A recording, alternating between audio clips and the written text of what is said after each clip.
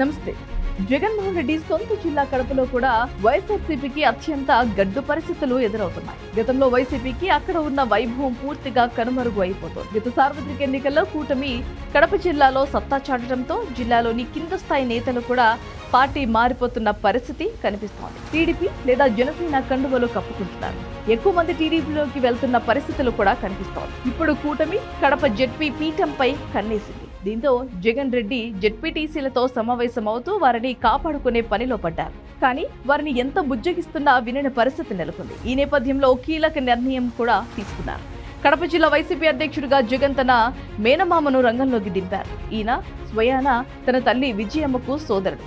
ఇదివరకు కడప వ్యవహారాలన్నీ ఎంపీ అవినాష్ రెడ్డి చూసుకునేవారు కాగా, ఇప్పుడు అధికారం కోల్పోయాక వివేకానంద రెడ్డి హత్య కేసులో కీలక పరిణామాలైతే చోటు చేసుకుంటున్నాయనే ఆందోళనలో అవినాష్ రెడ్డి బయటకు రావట్లేదు.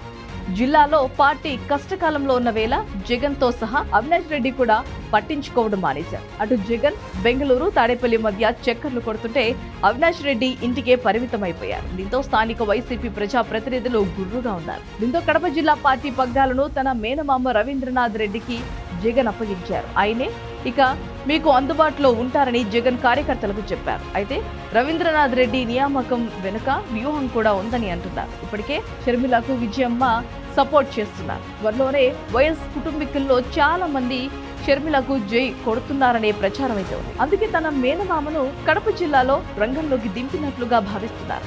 అటు షర్మిలను ఎదుర్కొనే విషయంతో పాటు కడపలో వైసీపీ బాధ్యతలను మేనమామ చూసుకుంటాడని జగన్ నమ్ముతున్నారు.